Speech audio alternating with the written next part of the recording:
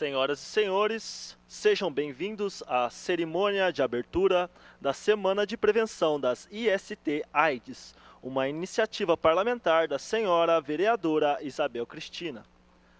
Compõem a mesa de honra no evento desta noite a senhora vereadora Isabel Cristina, o excelentíssimo senhor vice-prefeito Paulo Salomão, a senhora Raíza Medeiros, o senhor médico infectologista Dr. Delso do Nascimento, a senhora especialista em doenças infecciosas e parasitárias doutora Clarice Souza Pinto, a senhora secretária municipal de saúde Maria Angelina da Silva Zucchi.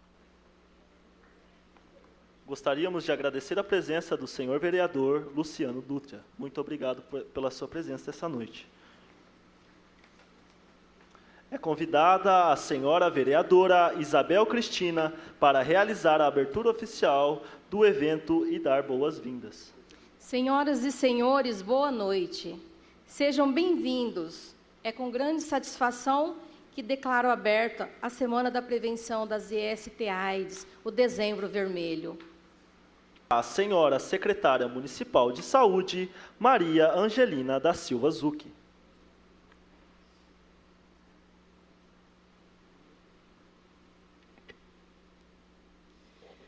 Boa noite a todos e todas. Em nome da vereadora Cristina, cumprimento as autoridades aqui presentes. Em nome da Clarice, que foi uma nossa já coordenadora do Estado, cumprimento a todas as ex-coordenadoras e coordenadora atual do programa de DST-AIDS aqui presente, né? Temos ali a Maria Auxiliadora, a Suziê, eu própria aqui também, somos todos oriundos do programa da AIDS. Bom, quero dizer a vocês que, na década de 80, quando a gente começou a trabalhar diante do problema, que era a AIDS, considerando que as doenças sexualmente transmissíveis, não havia nada de novidade. Ela acompanha o homem há muito tempo. E surge, então, uma doença nova, que foi a AIDS.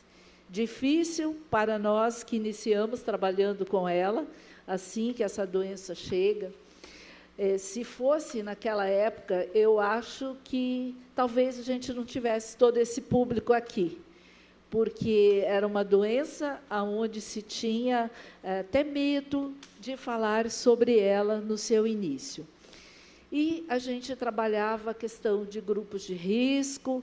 Com o passar do tempo, com a evolução da doença, com a evolução da ciência, isso foi mudando. Então, ao invés de a gente ter as pessoas artistas, pessoas renomadas nos grandes centros, que apareciam a todo momento na televisão para mostrar que a doença estava, a gente foi vendo que, com essa evolução, nós tivemos uma interiorização da doença. Nos menores municípios, a doença veio chegando. E passou essa impressão de que a AIDS não tem mais. A gente vê uma população, a gente vê as pessoas que não se cuidam, não se tem os cuidados na sua prevenção com a doença, e, novamente, a gente tem aí números crescentes. Tivemos já uma decência em números em anos anteriores, e hoje a gente vê números crescentes em todos os municípios do Brasil. E estamos hoje aqui, então, reunidos para falar sobre a prevenção da doença. Então, teremos vários palestrantes hoje, amanhã, para estar aqui conversando sobre isso, que é de suma importância para todos nós, e o foco voltado para a questão da prevenção da doença.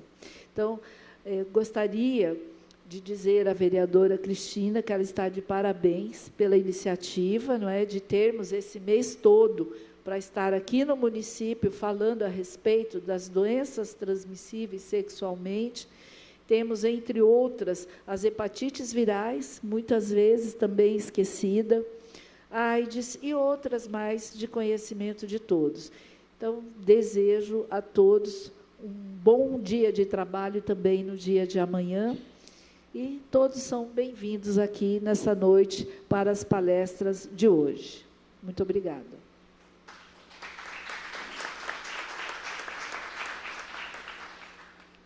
Com a palavra, o excelentíssimo senhor vice-prefeito Paulo Jorge Salomão da Câmara Nery.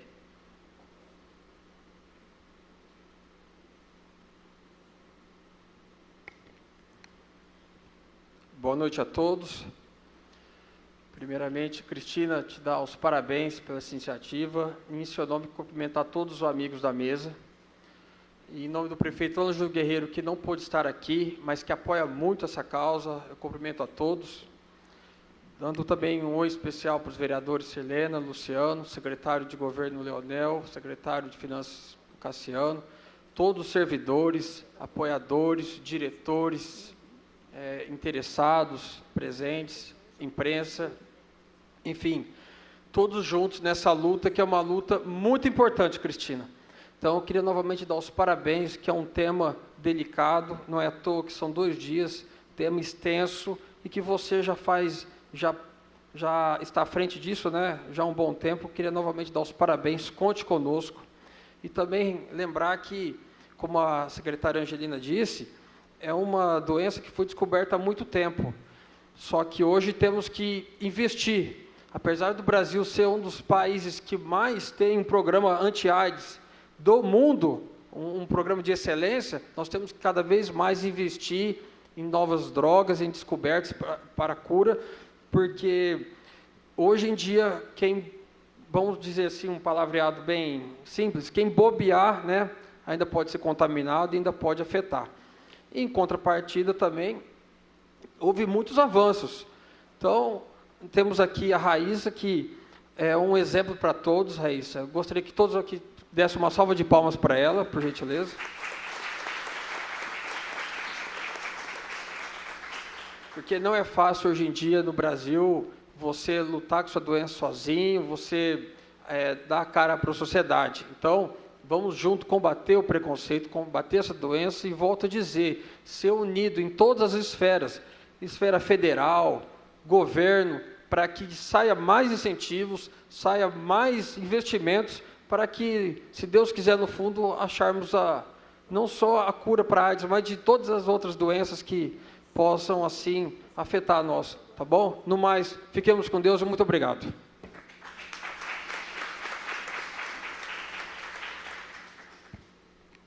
Com a palavra, a senhora vereadora Isabel Cristina.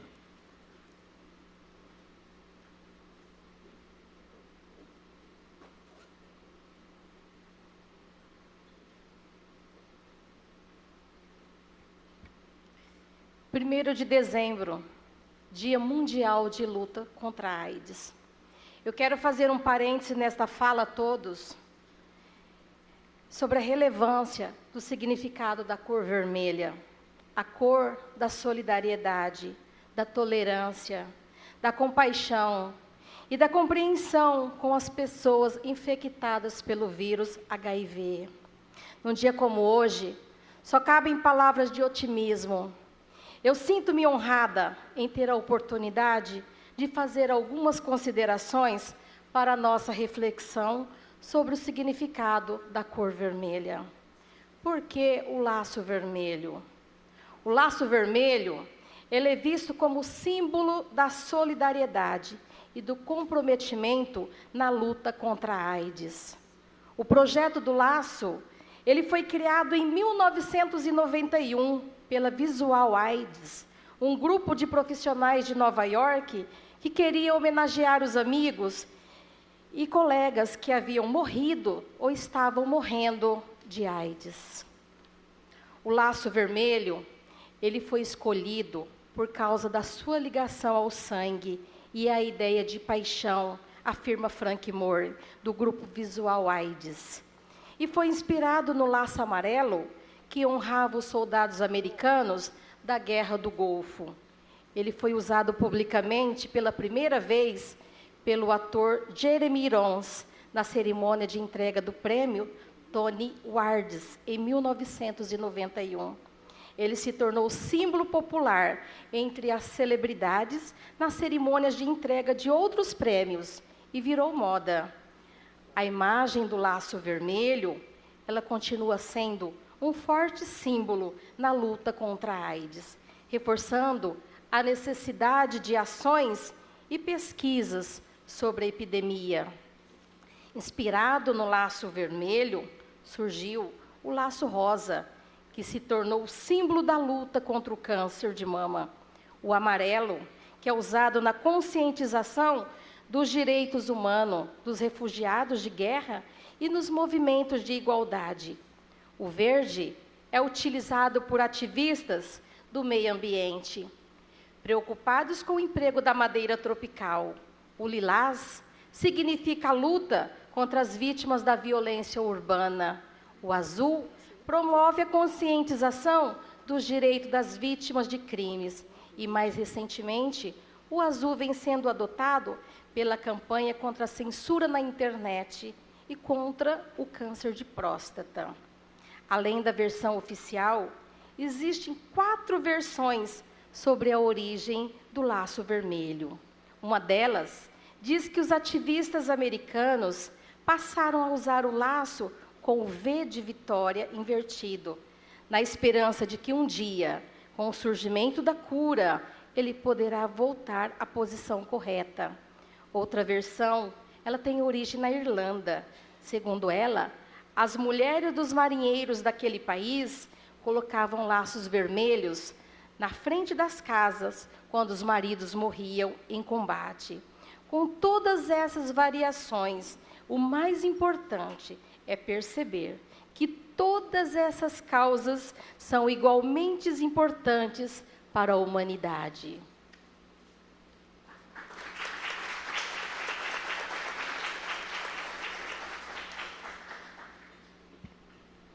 Com a palavra, Raíza Medeiros, para prestar um depoimento pessoal sobre as suas experiências pessoais como portadora do vírus da AIDS. Boa noite. Gente, eu estou bem nervosa, porque é a primeira vez que eu falo assim com tantas pessoas.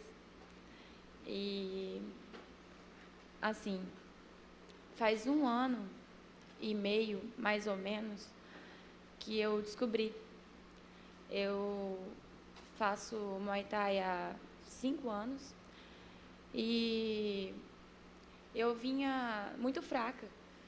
E meu professor ficava assim, Raíza, o que está acontecendo com você? Eu falava, não sei o que está acontecendo. Vamos. E eu chutava, eu dava soco e estava muito fraca. E eu fiz uma viagem, estava sempre com mania de perder peso, emagrecer, estava tomando aquele noz da Índia para tentar perder peso. E senti uns gases na barriga e procurei um médico quando eu cheguei de viagem. Inclusive, ele está aqui.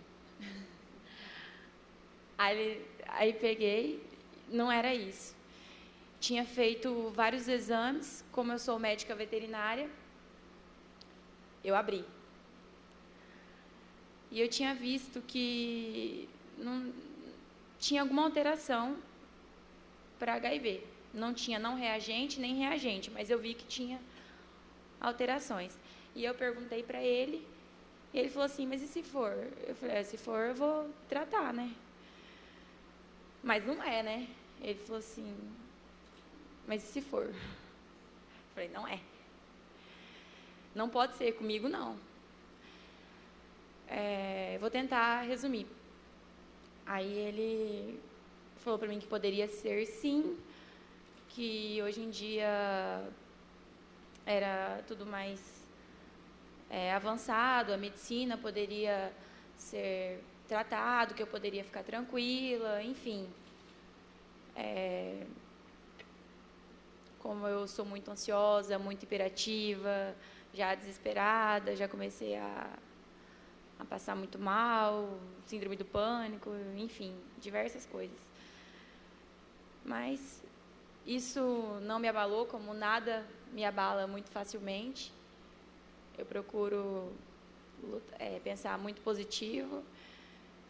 E fiz vários outros exames, confirmou todos e comecei o meu tratamento. No início eu tive resistência aos medicamentos, mas segui em frente, depois troquei de novo, porque o medicamento foi trocado e hoje eu continuo me tratando. Eu nunca fui de muitos parceiros, eu contraí de um ex-namorado, propositalmente, mas também isso não vem ao caso, já está perdoado, está tudo certo. E, enfim, hoje eu procuro lutar contra o HIV, fazendo meus esportes, que eu sou apaixonada, hoje eu continuo Muay Thai, continuo CrossFit, minha profissão como médica veterinária, nunca desisti, sigo minha vida em frente. Há pessoas ainda com muito preconceito, sim, e é isso daí. Tem muitas outras coisas, eu sou bem imperativa, eu vou me embolando no assunto mesmo, vai indo assim.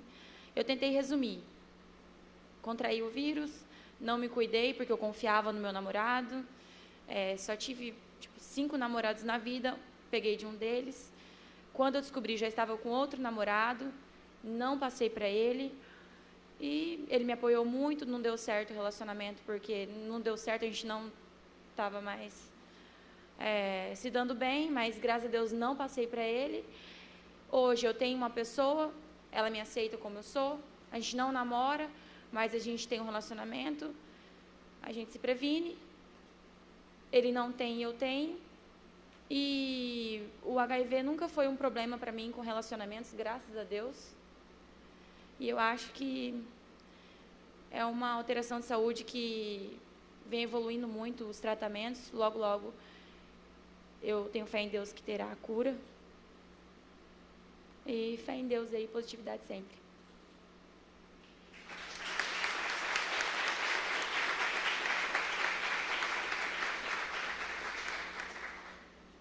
Obrigada.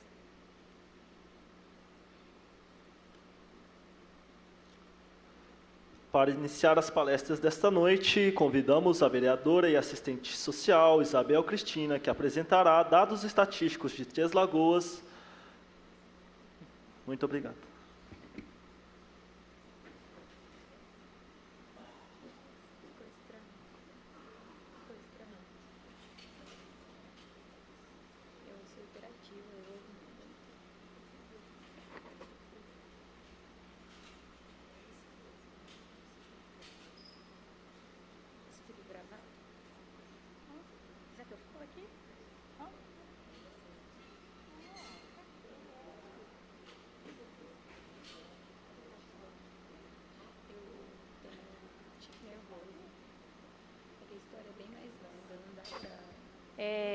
Eu vou ler, aí amanhã, como vai ter palestra durante, aí a gente passa, né, no slide. Mas eu vou começar aqui por 2015. Em 2015, nós tivemos 55 casos novos, 18 mulheres e 37 homens. Em 2016, nós tivemos 83 casos novos, 27 mulheres e 56 homens.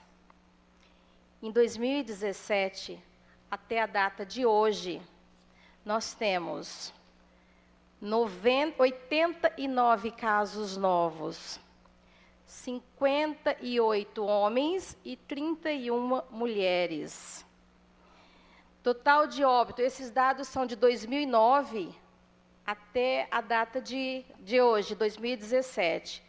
Nesse período, de 2009 a 2017, nós tivemos 228 óbitos. Em abandonos, 185. 68 pessoas que descobrem aqui Três Lagoas, mas elas optam por fazer o tratamento fora, tá? Pela questão do sigilo, então muitas preferem fazer fora, tá? Então nós temos 68 pessoas de Três Lagoas que faz o tratamento fora, tá? Eu fiz pela faixa etária, de 15 a 19 anos, nós temos 4 jovens, de 20 aos 30, nós temos 35, e isso só dados de 2017. Tá? Dos 89 casos. Dos 31 anos aos 40, nós temos 26 pessoas vivendo com HIV/AIDS. Dos 41 aos 50, 18. Dos 51 aos 60, 2 pessoas.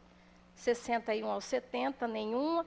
E de 71 a 80, nós temos uma pessoa. Então, o que observamos é que o número de jovens aumentou muito. E nós temos, uma criança. Temos 8 gestantes, e são esses os dados estatísticos de Três Lagoas. E lembrando que a AIDS, ela não escolhe classe social. Nós temos médicos, nós temos engenheiros, nós temos de todas as classes sociais. Tá? Então, já é isso.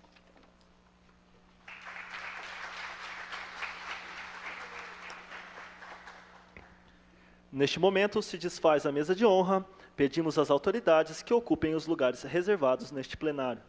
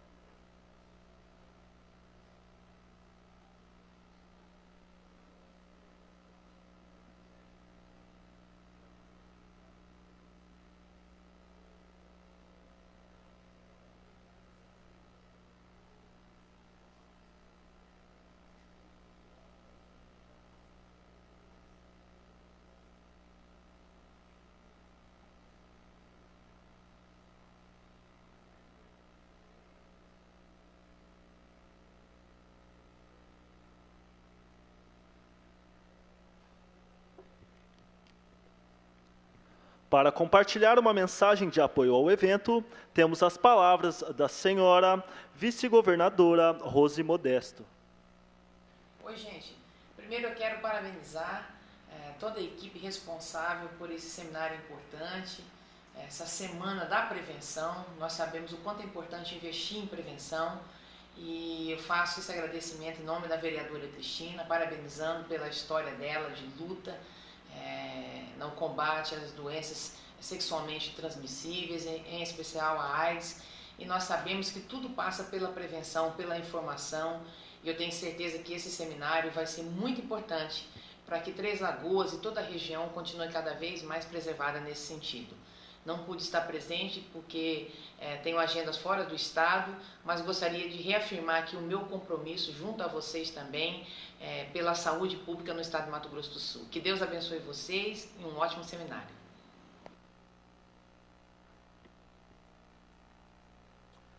Médico infectologista formado pela Universidade Federal do Mato Grosso do Sul em 2004, concluiu mestrado em doenças infecto-contagiosas e parasitárias em 2009. Foi médico do Programa Municipal IST/AIDS por 7 anos. É convidado o doutor Delso do Nascimento para apresentar a palestra Abordagem Sistematizada sobre HIV e Hepatites Virais.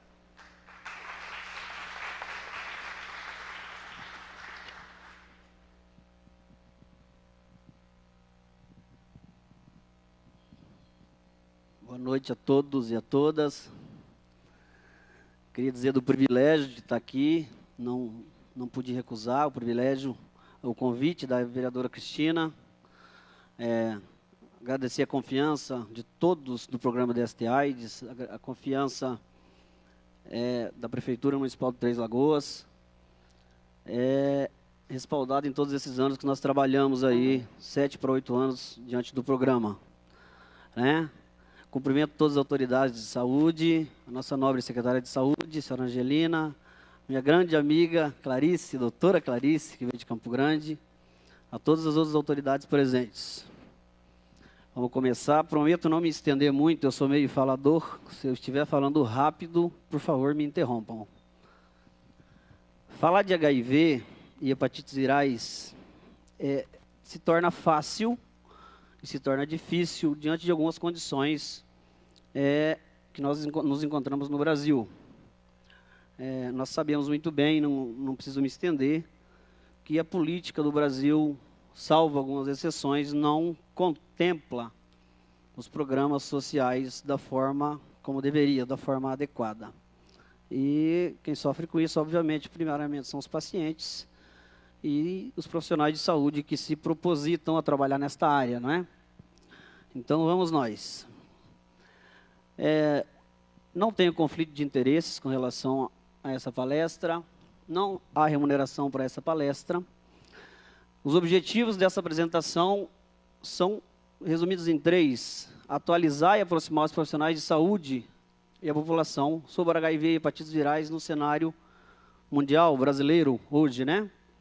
Aproximar a população geral sobre os conceitos científicos e fomentar a discussão científica e compartilhar o material didático.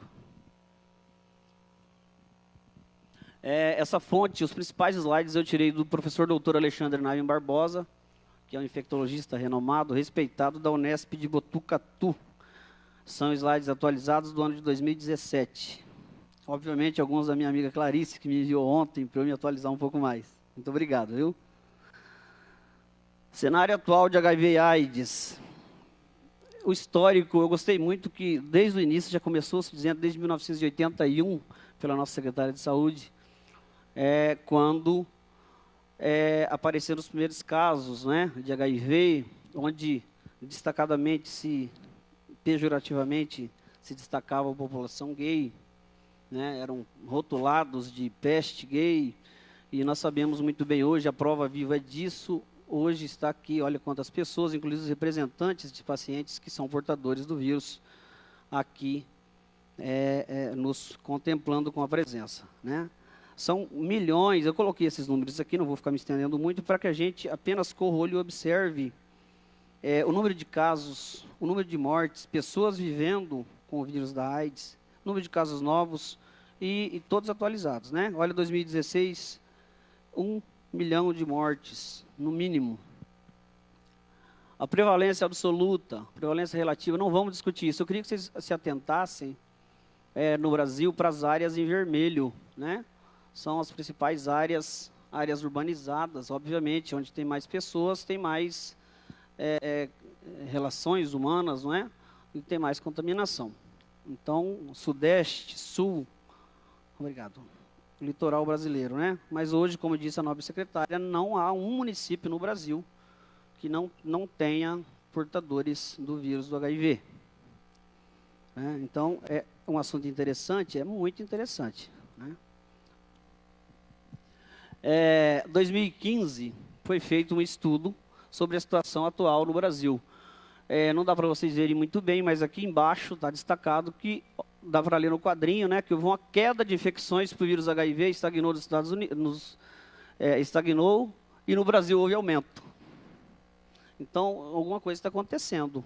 Se, globalmente falando, o mundo seguiu o princípio de que houve redução do número de casos de HIV. As pessoas se preveniram um pouco mais. E no Brasil aumentou, tem alguma coisa de errado, né? A Cristina disse muito bem sobre a prevalência do HIV no Brasil por faixa etária.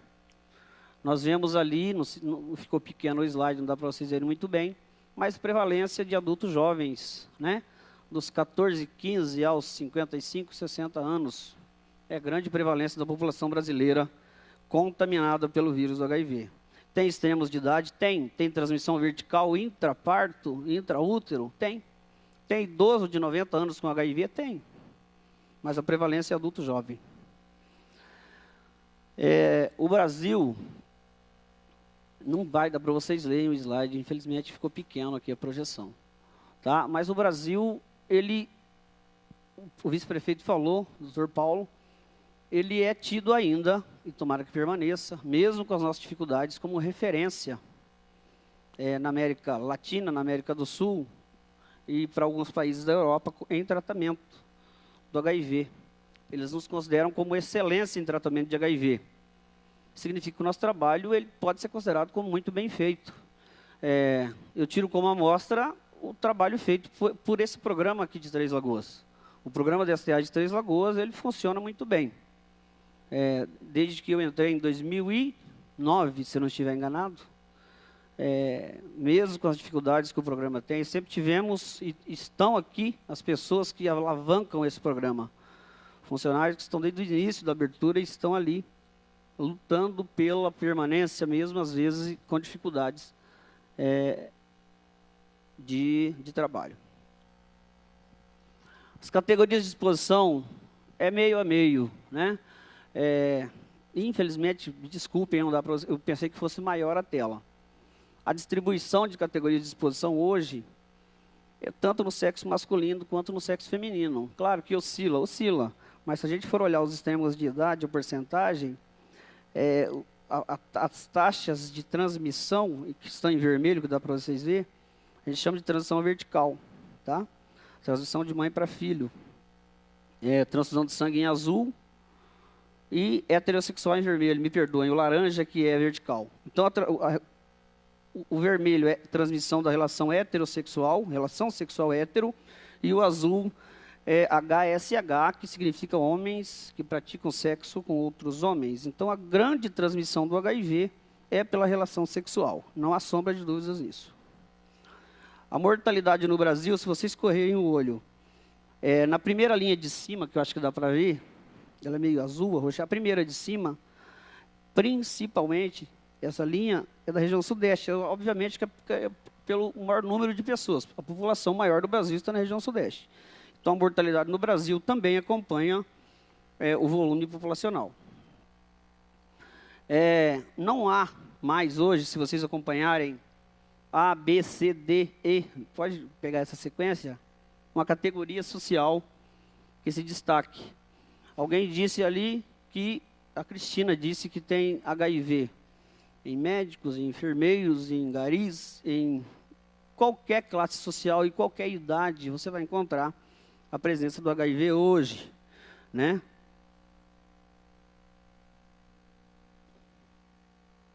Pelo tabu social que o HIV ocupa, nós temos que discutir esse assunto. Tá? Ultimamente, eu penso que os canais de telecomunicação têm sido um pouco mais felizes no quesito HIV/AIDS. A gente percebia que o próprio locutor, o próprio jornalista, falava pejorativamente antes, talvez pela falta de conhecimento, talvez pelo medo, e não é bem assim, né? A gente vê as notícias hoje das grandes canais de televisão falando em grupo de risco e comportamento de risco. Antigamente o grupo de risco eram os gays, ponto. Eu não sei o motivo que se pensava nisso. Hoje se fala em comportamento de risco. É comportamento de risco. Não interessa a opção sexual, não interessa a idade, não interessa a cor, não interessa nada disso. E o que é mais importante, que eu particularmente fico muito feliz, é que até em novelas se colocaram personagens com HIV para que se reduzisse, talvez tenha ajudado, esse tabu da transmissão. A própria Raíssa disse aqui sobre, ali ela está ali ainda, sobre os hábitos de vida dela hoje. Vejam que ela pratica artes marciais, às vezes sangra, ninguém ia perguntar isso. E qual que é o problema? Né? A transmissão do HIV, eu vou falar aqui de forma extraoficial, como eu mostrei no slide anterior, ela não é pelo ar, ela não é pelo beijo, pelo contato com a pele, pelo abraço. Esse coração significa alguma coisa. Para ter HIV e sobreviver com HIV, o paciente tem que ter coração. E para trabalhar com HIV, para ser profissional de saúde em HIV/AIDS, também tem que ter coração. Eu gostaria de dizer isso, isso é particular meu, sobre esse coração aqui. A Cristina falou sobre todos os laços, muito bonito a descrição dos laços. E esse laço é um laço que se tornou muito forte, principalmente por causa das redes sociais hoje, né? E da grande imprensa hoje, que eles próprios estão quebrando esse tabu com esse tipo de reportagem que também não dá para vocês ler direito, mas esclarecendo de forma verdadeira sobre o HIV, né? Então ele diz assim, ó, não é mais uma questão de se falar em grupo de risco, como ocorreu no começo da epidemia, tá? E criou-se estigmas até hoje dolorosos, mas entender que a mais vulnerável explica, segundo o Barbosa, que é esse professor que eu citei, após o início brutal da epidemia entre a população homossexual em São Francisco, nos Estados Unidos, por exemplo, eles eram 80% dos infectados, o que fez a doença ser chamada de câncer gay, né? Então se criou um tabu social sobre isso e nós sabemos que a realidade hoje é outra, graças a Deus. Isso aqui é um slide interessante que eu fiz questão de ilustrar bem, ele não é meu, é do professor Alexandre Barbosa, tá? Da Unesp de Botucatu, sobre as possíveis formas, o que se torna vulnerável para se contaminar com HIV. Muitos pacientes perguntam para a gente, doutor, o sexo oral transmite? O sexo entre mulheres transmite? Não tem penetração pênis-vagina, não é? Vamos ver hoje isso aqui, não vamos ficar com dúvida mais sobre, principalmente porque tem muitos profissionais de saúde aqui, muitos pais de família, mães, avós e funcionários e todos. Eu tentei resumir, eu acho que vai ficar, a Clarice me ajude se eu errar, que você é melhor que eu nisso, tá? Sobre as possíveis formas de transmissão. Então, tudo que a gente pensar em presença de mucosa ou epitélio, tem que pensar na vascularização local, né? Tem que pensar que o HIV se transmite através de fluidos sexuais e sangue, leite materno, certo? Fluidos sexuais, sangue e leite materno. Não é pelo beijo, não é pelo carinho, não é pode abraçar e beijar, não é pelo abraço. Ah, mas eu tenho medo. Não tenha medo, senão eu teria pego já. Que eu toco em todos os meus pacientes, todos, sem exceção. E eles estão aqui para provar, tem uns 2 aqui, eu acho, né? Então nós temos que pensar na mucosa, no epitélio, o que está sendo exposto àquela secreção vaginal, aquele esperma? Tem muito sangue ali? O indivíduo usa aparelho, cortou a boca, tem muita saliva, tem que pensar nisso. Obviamente que a transmissão disso é muito menor do que a vida sexual ativa. Rede linfática, qual a área que foi exposta? Se vocês observarem aqui embaixo, isso é bom para os meninos, aqui embaixo, deixa eu ver se o meu dedo, aqui ó, eu tentei, né? Ele tentou, ali ó, aqui ó, um pênisinho, não é? Cortado ao meio e as áreas principais de exposição do pênis para que entre o vírus do HIV. Vocês vejam que pela glande, popularmente chamada de cabeça do pênis, é muito pouca a transmissão, praticamente nada, né? A grande transmissão do HIV é por mucosa, por fricção de mucosa. É por isso que o sexo anal é um dos grandes transmissores. Inicialmente, o ânus não foi feito para se fazer sexo. É que nós, humanos, adaptamos essa prática, né, Clarice? Então, essa mucosa acaba sofrendo um pouquinho mais do que o que devia, né? E é por ali que o vírus do HIV entra. Lesões por atrito, como eu estava falando agora. Se tem lubrificação ou não, exatamente pela fricção, porque machuca a mucosa. Retenção de fluidos. A mulher, na relação hétero, fatalmente ela tem um potencial de se contaminar um pouquinho maior, porque ela retém o fluido masculino, a ejaculação masculina fica dentro da mulher, então ela tem uma chance maior de se contaminar, dependendo da carga viral. A mucosa anal, como eu falei, e o sangue. E para sacanear, ele colocou 2 bonequinhas ali, não sei se dá para vocês verem muito bem, para representar, não fui eu, foi ele, mas eu gostei desse slide, para representar o sexo entre mulheres, que é muito comum. E quem quer falar, não fala de medo, é um outro tabu social que se tem, o homossexualismo, não é? Um pouquinho mais de vulnerabilidade, os grupos de risco, uso de álcool e drogas, obviamente a pessoa se torna um pouco mais corajosa, um pouco mais disposta aos atos aí que talvez, se não tivesse alcoolizado, ou eu não faria, né? Então, termina sendo um incentivo.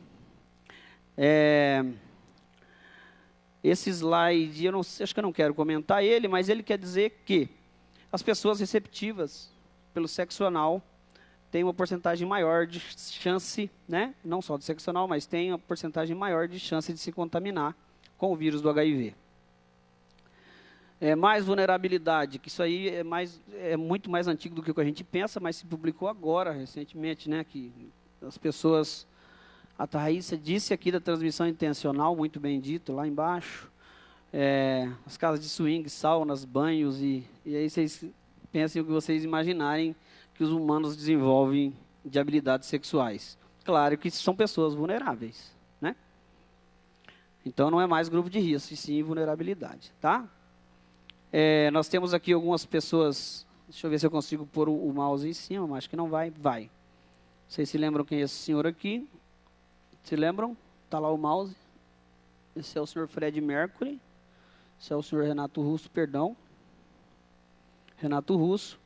E isso aqui eu deixei aqui, por causa desse slide, exatamente para criticar os meios de comunicação. Volta. É o senhor Cazuza, escancarado na capa da revista Veja, na época que ele estava quase morrendo. Eu achei um absurdo isso.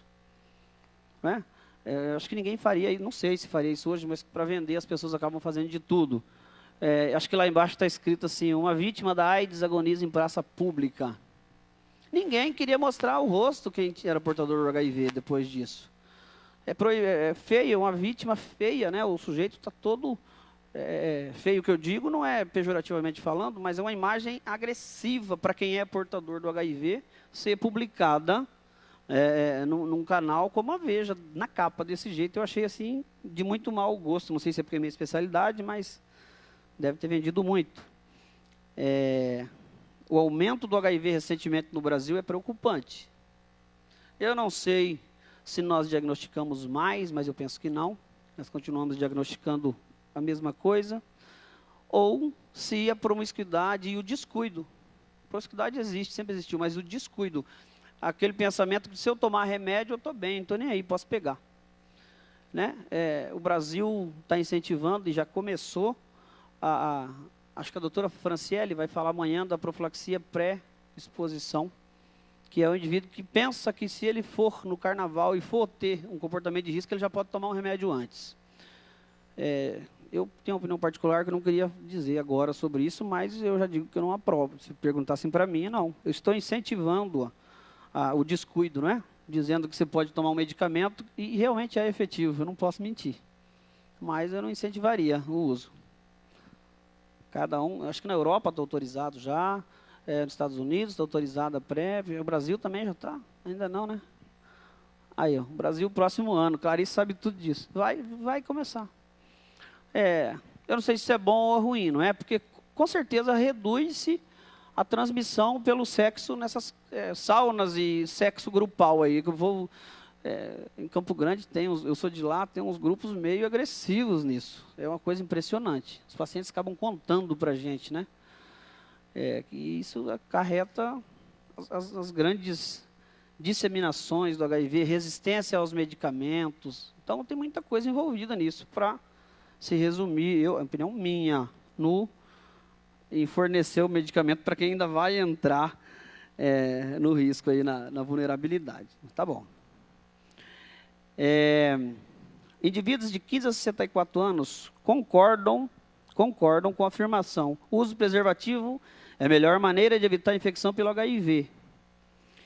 94% dos brasileiros sabem que a camisinha é a melhor forma. Apesar disso, 45% deles não usa preservativo. Então a gente sabe, mas não usa. Eu não sei se é só no Brasil, mas é uma tentativa, tem que pensar nisso, o porquê de o ser humano saber e não usar, né? E praticar essas práticas todas, mas não é para isso que a gente está aqui. Outra notícia, que esse professor, que eu considero muito, que é o Alexandre Barbosa, da Unesp de Botucatu, escreveu ali, ó.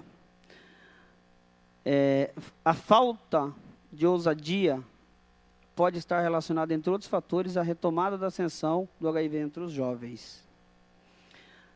Até há bem pouco tempo, as campanhas vinham sendo muito caretas.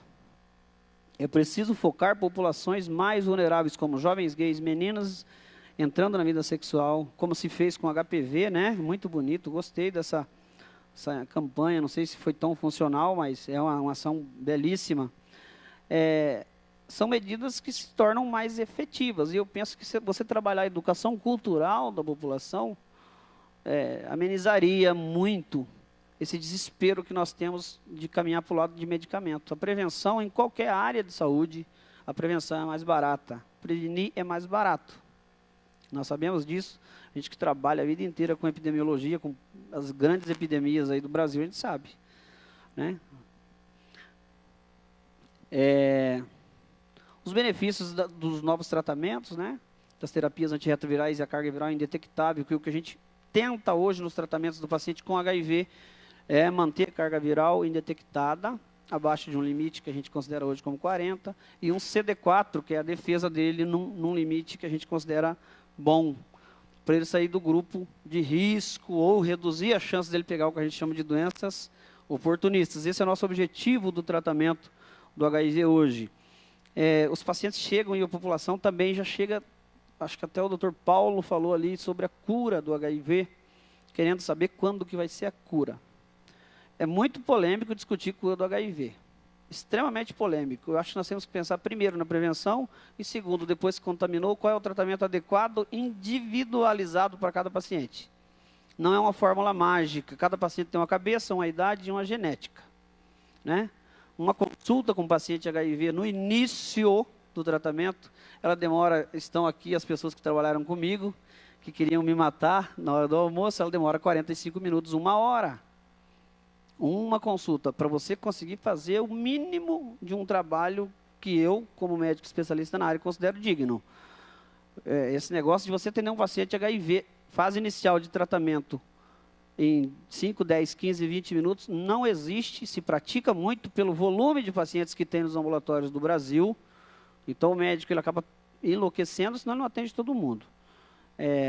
Nós temos o privilégio aqui, hoje na cidade, somos em 3 infectologistas, os pacientes têm esse privilégio, e têm ou deveriam ter consultas de extrema qualidade, porque os 3 são especialistas, os 3.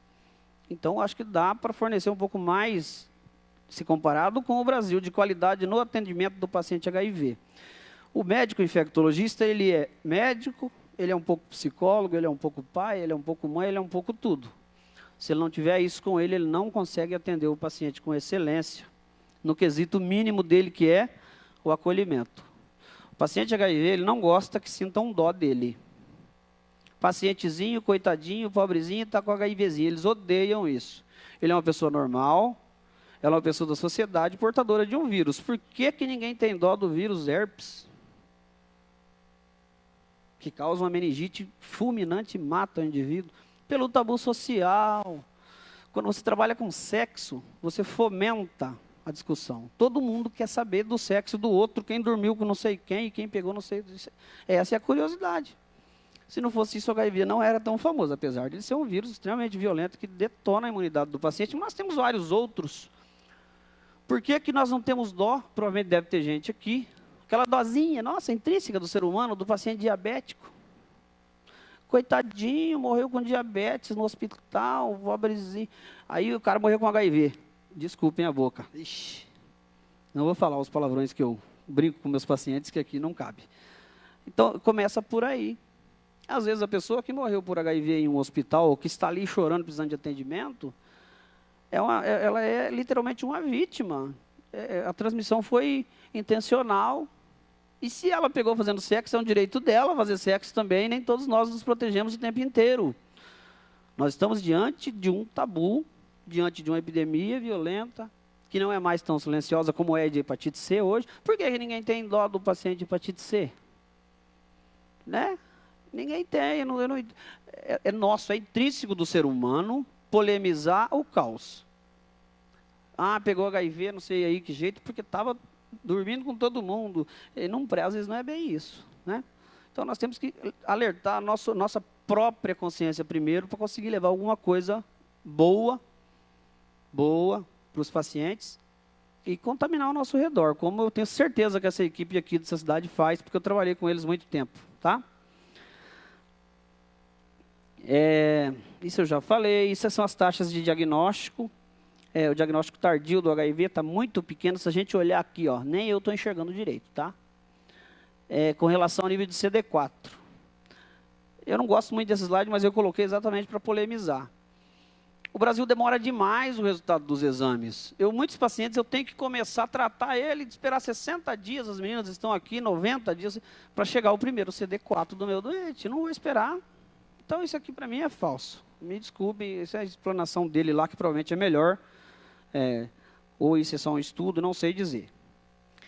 Esse slide é muito importante da história natural. Muitas vezes na fase inicial da doença, fase aguda, que é esse círculozinho que vocês estão vendo ali, os pacientes não são detectados, né? Se contaminarem, estão no que a gente chama de janela. E não peguei HIV, eu não tenho, e esquecem, e passa 2, 3, 4, 5, 6, 8, 10 anos, transmitindo para todo mundo, aí começam a adoecer e descobrem que tem HIV. Não é uma fórmula mágica. Nem todos os pacientes que se contaminaram vão ter sintomas nas primeiras 3, 4 semanas.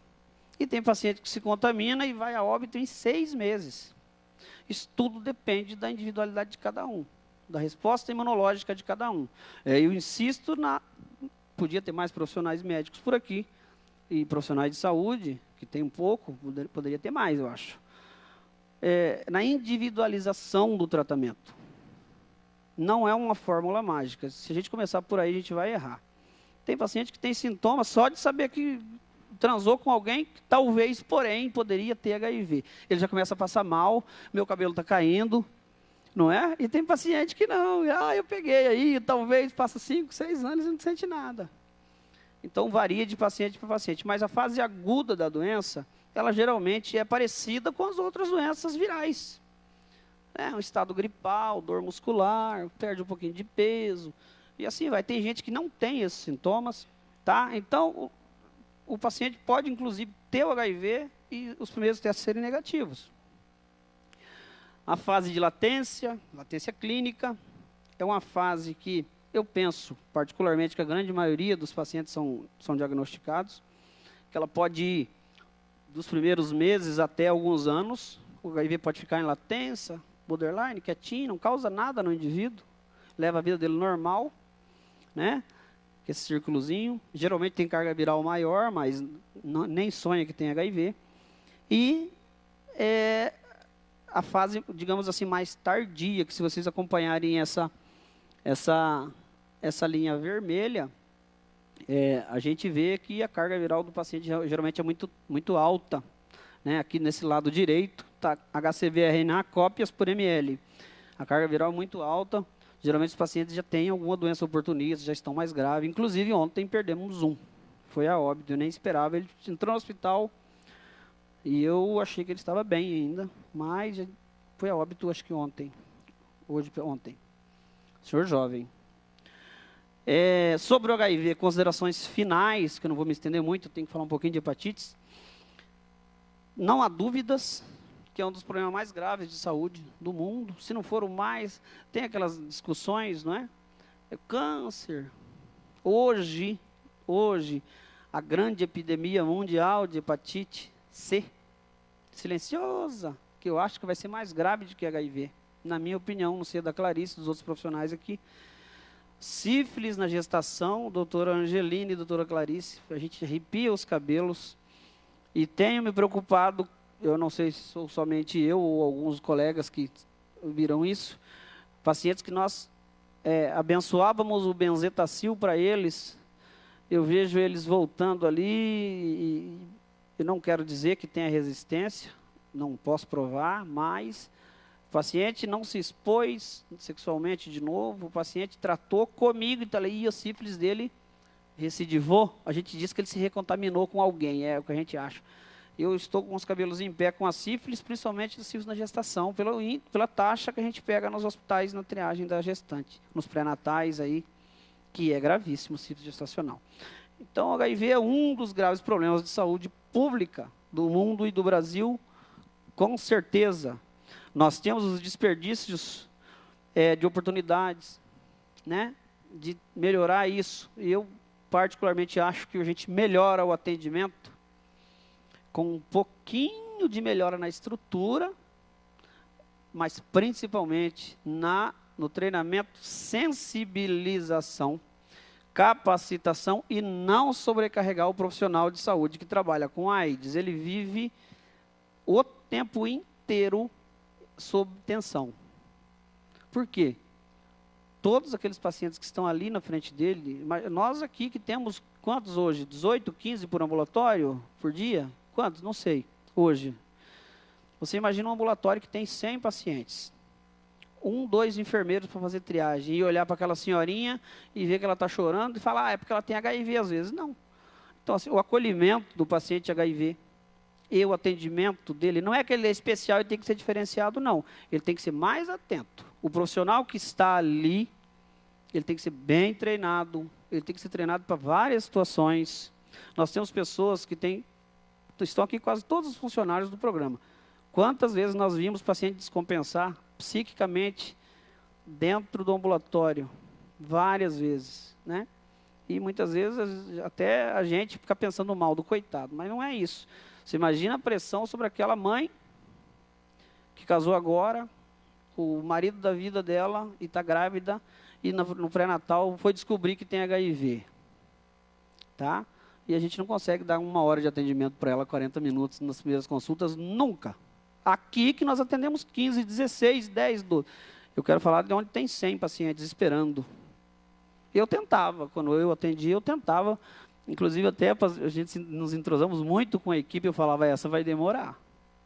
E eles sempre, muito obrigado por isso, respeitavam e acolhiam os pacientes que eu dizia que precisavam de um acolhimento melhor no início. E graças a Deus sempre deu certo, né? Evitaríamos as mortes, se a gente desse um pouco mais de atenção. Eu acho que um programa deveria seguir, o nosso segue bem, graças a Deus. Eu vi uns programas no Brasil que, meu Senhor, o que o Ministério preconiza. Já é CEPAS, eu acho, o meu achismo, tá, Angelina, me perdoe se eu estiver falando besteiras aqui, que tem até um recurso próprio, né? Hoje tem um recurso próprio para esses programas. DST, AIDS e hepatites virais. E tem o recurso, é aplicado, só que infelizmente, pela conturbação que é de saúde pública no Brasil, os pacientes se misturam. E aí tem um médico para atender tudo aquilo, vira né? A referência, tá? O médico lá do posto de saúde, se tiver dúvida, ele não pode ficar no achismo com o paciente HIV, ele tem que mandar para a central, para o centro especializado naquilo. Tentar buscar os grupos de vulneráveis, muito difícil, principalmente nas capitais. Eu fiz um pouquinho de trabalho de rua, da busca ativa, é muito difícil. Você deve ter feito muito, Clarice. O uso de preservativo nas campanhas, profilaxia, a PrEP e testar sempre. Isso sobre o HIV. Eu tentei fazer uma aula um pouco mais dinâmica, sem muito... não muito acadêmica, para que a gente alerte, já que somos pessoas públicas que estão aqui, gestores, sobre a importância do atendimento do paciente HIV. Né? Nós estamos em ascensão de novo no Brasil, o número de casos, o número de abandonos aumentou, acho que inclusive na nossa cidade aumentou, motivo não sei, talvez, não sei, é difícil dizer o porquê, mas é o Brasil todo isso. Outra epidemia gravíssima, só que na minha opinião, hoje mais perigosa, apesar do número de casos ser menor, pela gravidade que é a epidemia de hepatites virais. Hepatite C hoje eu considero uma grande tragédia no adulto jovem. Hepatite B nem tanto, eu vou me ater mais à hepatite C, que é o nosso calcanhar de Aquiles, inclusive aqui hoje. O Brasil, há muito pouco tempo, começou a incentivar os programas o médico do SUS a diagnosticar e o médico a tratar a hepatite C, principalmente no quesito financeiro, porque o medicamento é muito caro. E eu reforço aqui que eu não sei se eu não posso ser ouvido, mas eu não tenho conflito de interesse com ninguém, nem rabo preso. Todos sabiam que nós íamos chegar onde estamos hoje. Uma tragédia, só que não é tão grande porque ela é silenciosa. O HIV todo mundo sai falando, todo mundo tem medo, todo mundo publica. Hepatite C você pode ter, é normal, é o fígado, está tudo bem. Cultural nosso, cultural da política do Brasil, em tentar acudir o leite derramado. Já está acontecendo e vai acontecer mais. Tá? Eu vou mostrar para vocês algumas coisas aqui que são preocupantes. Então, eu vou me ater um pouco mais ao vírus da hepatite C. Tá? As comparações entre os dois vírus não vem ao caso, eu só coloquei para ilustrar aqui. Só para esse terceiro quarto aqui, ó, cura versus cronificação. O que mais cronifica é a hepatite C, que fica mais silenciosa, mais latente. E lá depois de adulto, que o indivíduo, depois de 30, 40 anos, 50 anos de idade, ele aparece, meu fígado falhou, ele está com hepatite desde que era menino. Então ela cronifica e fica em latência e depois desenvolve a doença. A C faz isso mais que a B. A C faz mais cirrose que a B. E a C faz mais câncer de fígado que a B, o hepatocarcinoma. Aí vamos falar de sexo de novo. Eu não vi, os escritores sobre hepatite sempre ficam em cima do muro. Clarice, me ajuda. Não se prova, é muito incomum a transmissão sexual da hepatite C. Como que fala isso para paciente sabido? Ele lê demais. Então eu posso fazer sexo sem preservativo? Eu não sei. Aí a senhora decide, não é comum. Eu vou falar o que me falaram. Ninguém provou, ninguém está provando aqui a transmissão sexual da hepatite C. Só que tem a B, tem o HIV, tem a sífilis, tem o HTLV, tem todas as outras doenças que você pode pegar. Então ele fica com medo também. Um pouco de medo, pelo menos, né? A transmissão sexual, então, é muito frequente, muito mais frequente na hepatite B do que na C. Eu achei esse slide um pouco bonito e um pouco deselegante ao mesmo tempo. Quando se fala em cicatrização do fígado, eu coloquei meio agressivo assim, porque eu gostei dele pelo seguinte. Logo embaixo aqui a gente vê a Penélope Charmosa, não é? Lá do desenho. E ali, aquele senhorzinho que, na minha opinião, é o Tim Maia. Para fazer uma comparação sobre a evolução da lesão hepática. Vocês veem aqueles pacientes... Você gostou? Aqueles pacientes com barriga d'água, né? A doença chama barriga... Não é. Barriga d'água não é doença. A barriga d'água ela é resultado de alguma doença já. E uma delas pode ser a cirrose e o câncer por hepatite C. A barriga d'água pode ser por verme, pode ser pelo que você quiser. Qualquer coisa que entupir as veias do sistema porta hepático. Uma lombriga, se ficasse ali, às vezes acontece isso. Tem que operar e tirar. Poderia fazer barriga d'água, que ela não fica ali. Tá? Então as pessoas confundem muito, a barriga dele já cresceu. Coitado da pessoa, às vezes ele é barrigudinho também, então não é bem assim. Então, eu coloquei isso exatamente para ilustrar a progressão da fibrose. Fibrose é a cicatrização do fígado silenciosa no decorrer da vida do indivíduo com hepatite C. Tá? Então, nós temos aqui a idade de 0 a 50 anos, entre 20 e 30 anos, 20 a 33% dos pacientes já tem uma fibrosezinha. Em silêncio, tomando cachaça no boteco, ajudando o fígado a ir embora, e com hepatite C. Dos 50 anos para cima, 15 a 33% tem fibrose, tá? De leve para moderada já. Então, assim, a progressão da hepatite C ela é clara. O vírus é silencioso, ele vai inflamando o fígado e vai cicatrizando o fígado, e o fígado não regenera um pouquinho aqui, regenera um pouquinho lá. E aí o cara vive bem por muito tempo, porque o fígado realmente ele regenera. Tá? A hepatite cicatrizou um pouquinho aqui, como Deus é perfeito, o fígado dá uma arrumadinha ali de regenerar, e o cara continua bem por muito tempo, até que o sistema venoso, o sistema de veias e linfático que passa por dentro do fígado começa a ser, entre aspas, amassado, esmagado pelo aquele fígado duro, né? Que já está todo cicatrizado, aí vira a famosa barriga d'água, aí, a ascite, como vocês quiserem, o indivíduo perde peso, consome proteína, tudo aquilo que a gente sabe. Essa da Penélope pro Tim Maia, eu achei bacana, por isso que eu coloquei. Eu achei um pouco de maldade, né, cara, mas vamos lá. Então a progressão vai de uma Penélope charmosa, quando o cara pega, até um Tim Maia, na hora que... Isso aqui são fotos reais, se vocês prestarem atenção, da esquerda para a direita, que 20% dos pacientes terá cirrose em 20 anos de evolução. Meu Deus, o cara pegou hepatite com 20 anos de idade, 30. Com 50 ele tem cirrose. E é o que a gente vê ao vivo nos doentes com hepatite C, é em primeira consulta. Doutor, estou passando mal, estou fadigado, a minha perna inchou um pouquinho. Aí você tira a blusa do indivíduo, ele consumiu todo o peitoral já, a musculatura já está consumida e ele nem sonha que ele tem hepatite C. Aí você vai ver, tem cirrose, tem câncer de fígado, é fase terminal. É difícil de tratar, é muito caro para tratar isso. Tem uns que o Ministério nem libera tratamento hoje. Eu trato todos, eu arrumo uma guerra civil com eles até liberar remédio. O tratamento de um paciente com hepatite C hoje, se eu estiver enganado, Suzier, era quando nós começamos 200 mil, hoje está quanto? Está mais barato hoje, né? Uns 100, 120 mil reais por paciente, por tratamento. Por paciente, por tratamento. Vamos nós. Então, o paciente aqui que está com o fígado rosinha, do lado esquerdo de vocês, é uma fibrose 1, tá? Uma cicatrização tipo 1 da hepatite C, que ele faz a biópsia, né? E tira um pedacinho do fígado. O do meio aqui, fibrose 2, fibrose 3 e o último, fibrose 4. Se vocês observarem o 3 e o 4, são os dois últimos de cá, que são 4 tipos de fígado diferentes, eles têm aquele componente azul. É aquilo que a gente vê na biópsia. Aquilo é colágeno, é fígado que foi destruído e o organismo pôs colágeno no lugar. Aquilo não funciona mais, está igual pedra. Fígado duro. O fígado de hepatite C ele não é grande, ele é pequeno e duro. Vou mostrar para vocês. Claro que isso não é foto do fígado do doente, né? É isso aqui. Um fígado normal seria assim, lisinho, bonitinho, igual de um animal, de um boi.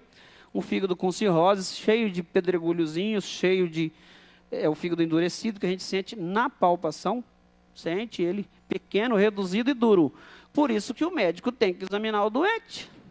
Só que para isso ele tem que ter tempo. Se ele tiver 40 pacientes para atender numa manhã, ele não vai palpar os 40 fígados. Eu duvido. Ele não dá conta. E o câncer de fígado, né? E aqui tem uma barriga d'água para vocês verem, bem no meio, um senhorzinho ali, ó.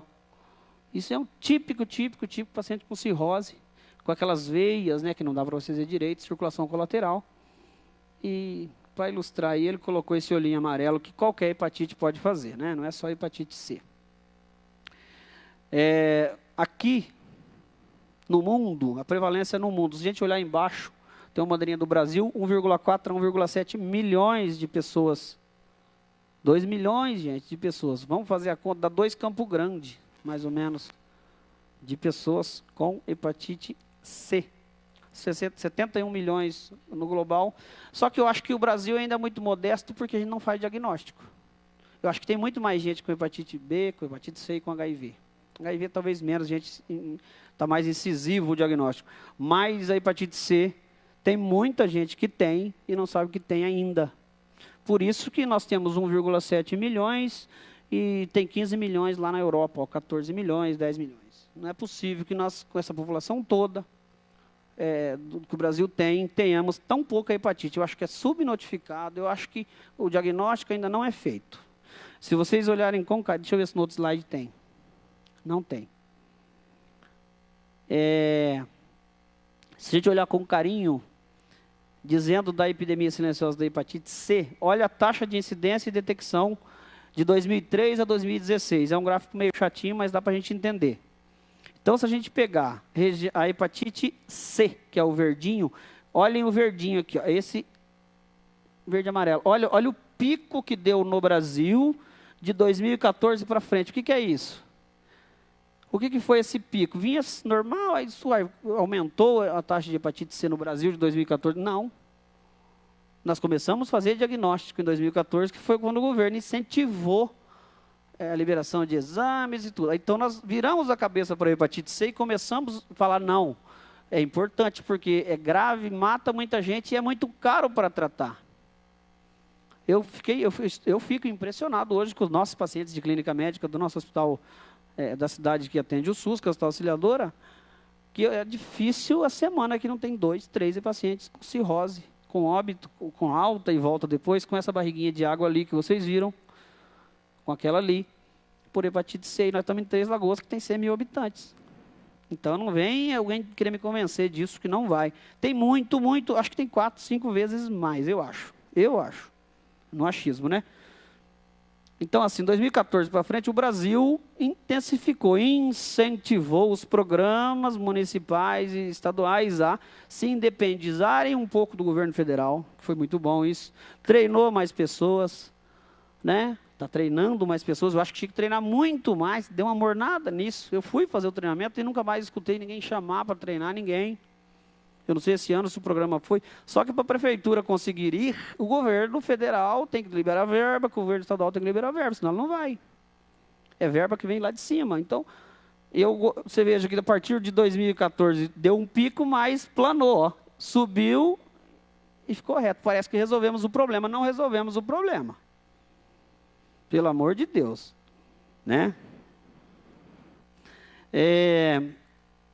Esse slide aqui, eu não vou comentar ele agora, ou vou comentar. Número de mortes. Eu já falei lá atrás que o número de mortes é muito maior na hepatite C do que nas outras, mas ele faz a comparação da hepatite C, das hepatites, na verdade, e vamos comparar com tuberculose, HIV e malária. Eles colocaram isso. 2000, 2005, 2010, 2015. Olhem para o ano de 2015. O número de mortes por hepatite, ele está igual ao número de mortes por tuberculose e maior que o número de mortes por HIV. O HIV caiu, aquele traço vermelho lá, ó. O de hepatite é o amarelinho, ele passou de HIV. O número de mortes no Brasil. O que vocês acham? Né? 400 mil mortes ano no mundo inteiro. Aqui fala de hepatocarcinoma associado ao vírus doença hepática grave associado ao vírus C. Né? Se a gente observar isso aqui, de acordo com a idade dos pacientes, ó, aumenta. Vai ficar mais caro. Vai ficar mais caro a gente tratar o indivíduo depois da fibrose 3, 4, porque além do remédio que vai dar, tem a internação, tem a diária de UTI, tem a medicação e tem o óbito. Eu acho que deveria tratar todo mundo agora. Eles falam, não, nós vamos tratar só quem tem fibrose 1 e fibrose 2. Fibrose 3, fibrose 4. Fibrose 3 e fibrose 4, na minha humilde opinião, já é cirrose, poxa. Da 3 para 4 é assim, ó, em meses o doente evolui, às vezes. Por que eu não trato ele no início? Porque eu tenho certeza que ele vai curar. Vocês vão ver um slide aqui que é 95% de cura. Então eu deixo para tratar lá na fibrose 4, que ele está com cirrose. Eu não vou tratar o vírus C só, vou tratar a cirrose também, o câncer de fígado, e aí? E ele vai morrer. Tá? Isso aqui, significativo aumento da prevalência de cirrose hepática e carcinoma hepatocelular. Olha o que eu estava falando para vocês. De 96 a 2006, se vocês pegarem o traçado de cima, que é o azul, tem aumento. Tem aumento, aquele senhor ali quer ver, e eu estou para cá. Tem aumento do número de casos. Né? Cirrose hepática descompensada, também tem aumento. Tudo está aumentando. Se olhar, todos os gráficos estão assim, aumentando. E o Brasil está dizendo, não, vamos tratar quem está com fibrose 3 para cima. E está capinando de inchada ainda, está lavando o carro dele. E eu estou esperando mais 1 ano, mais 2 anos, a gente que sofre com isso lá na frente, né? O transplante hepático no Brasil, por cirrose descompensada e carcinoma, e câncer de fígado por hepatite C. Se a gente olhar do ano de 2000 para 2000, é uma previsão, até 2030 vai aumentar. Vai aumentar pelo número de casos que nós temos em silêncio, que não diagnosticamos ainda, e todos já estão condenados a ter fibrose e cirrose. Tá? Eu estou terminando, eu prometo, tá? Eu sei que esse negócio é meio chato, mas é assim mesmo. Comparação da importância de hepatite C, isso é uma estimativa, tá, gente? 2013 a 2030, no Brasil. Infecção por vírus, 2013, 1.940.000. Estimativa para 2030, reduzir a taxa de infecção, uma queda de 35%. A infecção, a estimativa é que reduza o índice de infecção, tá? Agora, o câncer, hepatocarcinoma, vai aumentar de 9.000 para 18.000, vai dobrar o número de doentes com câncer pelos que nós já temos infectados por hepatite C. E não fui eu quem inventou isso, é quem estuda muito e pesquisa. Cirrose descompensada vai aumentar de 27.500 para 45.000. E aí nós temos a cirrose, que não descompensou ainda, que também vai descompensar depois, de 220 mil para 323 mil. Vai aumentar 95% de pacientes com cirrose hepática, sem descompensar. Aí, se você pegar compensado, tem 65%. Qual é o sistema de saúde que aguenta tratar esse paciente? Nenhum. Vai entrar em colapso. Ou vai morrer todo mundo, desculpem. Vai morrer pelo menos um tantão. Isso é previsão, tá? Câncer de hepatite C. Por hepatite C. Falando ainda mais da epidemia silenciosa, nós temos aqui que hepatite C, das hepatites toda, né? A distribuição dos óbitos, associado à hepatite, segundo agente etiológico no Brasil. Descancaradamente, a hepatite C mata mais, mata 75% dos casos, morrem por hepatite C. De todas as hepatites, 75 morrem. 3 mil mortes anos no Brasil. No Brasil. Hoje, vai piorar. Está ali naquele slide, vai piorar. Né? Esse slide nós já falamos. Tem 1,7 milhões de pessoas infectadas, a estimativa. E eu gostei muito desse iceberg. E vocês olharem ali, não dá, mas tem um Titanic bem pequenininho do lado dele, tá vendo? Ali à direita. Deixa eu ver se eu ponho a setinha em cima. Aqui, ó. Titanic está ali, ó, eu prometo que está ali. Brasil, um iceberg e a hepatite C. O iceberg é a hepatite C. Está aparecendo só a pontinha do iceberg. Não fui eu quem inventou, e são vários estudos.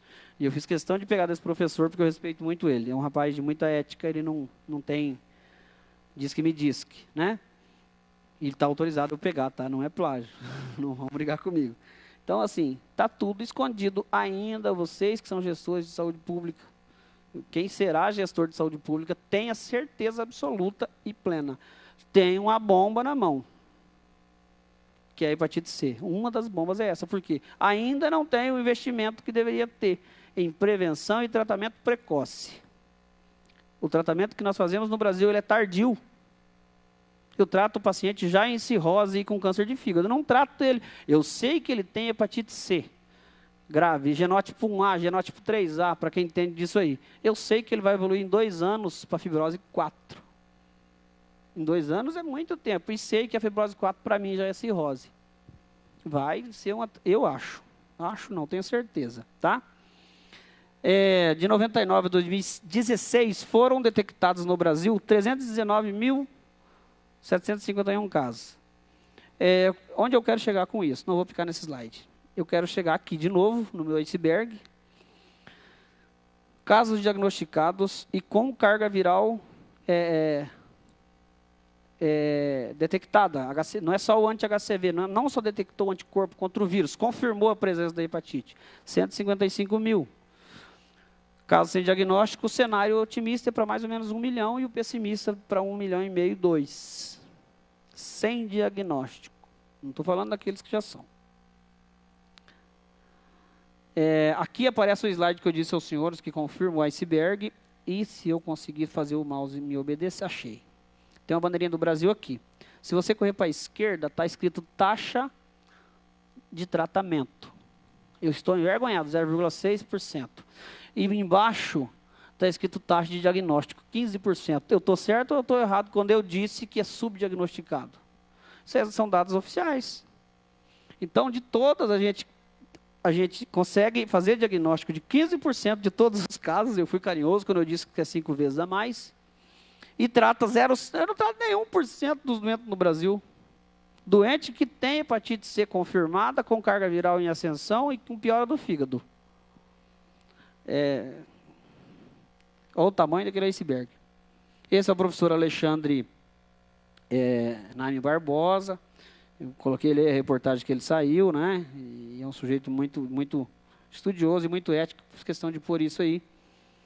O Conselho Federal de Medicina, na resolução número 2 de 2016, dona Angelina, a senhora que se enrola, que sai tudo lá na sua secretaria, orienta os médicos a pedirem, não obriga, ninguém obriga ninguém, a pedirem testes sorológicos de HIV, sífilis e hepatites a todos os pacientes. O Conselho Federal de Medicina, resolução número 2 de 2016, orienta os médicos a pedirem testes sorológicos de sífilis, HIV e hepatites virais a todos os pacientes. Não é o Dr. Delcio, que é infectologista, a doutora Fran, o médico lá da rede. Tem que fazer uma triagem, porque a gente só detecta 15%. Pelo amor de Deus, tem muito mais gente. A intenção é prevenir a evolução desses pacientes para a doença grave. Muito bem essa resolução, adorei ela. Então, o paciente que ele tem anti-HCV reagente, no primeiro exame que ele fez no postinho, não quer dizer que ele tem hepatite C grave e que ele vai morrer, não. Não é isso. Você tem que fazer a carga viral do paciente, geralmente não, se encaminha para o centro de referência que nós temos na cidade, deu anti-HCV reagente, está ali a dona Neide, que eu não tinha visto ainda, deu anti-HCV reagente, encaminha lá para o programa. Lá o médico vai pedir a carga viral, vai ver se ele realmente é portador da hepatite C ativa ou não. E vai decidir qual a melhor forma de tratar, vai brigar com o Ministério da Saúde para liberar remédio ou não, e assim vai.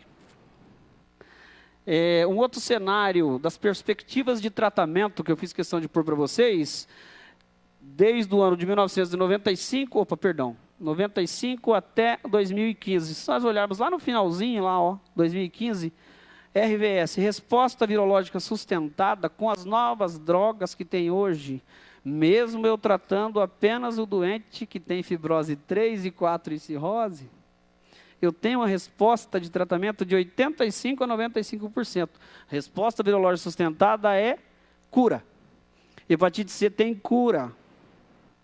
Hepatite C tem cura. Tem que tratar e de preferência precocemente. Os médicos têm ganhado mandados judiciais para alguns pacientes que têm convênios. Aqui em Três Lagoas tem alguns, e o convênio enlouquece, né? Porque é caro. É caro. E se a gente é especialista e escreve lá que o doente vai progredir para doença grave, o juiz fala para o convênio, paga.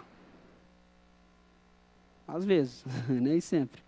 Então, isso, eu coloquei esse slide para vocês verem que, mesmo o doente sendo tratado no Brasil, só com fibrose avançada e cirrose, ele tem uma taxa de cura grande. Você imaginou se eu tratasse ele antes de evoluir para a gravidade, para o fígado ruim, né?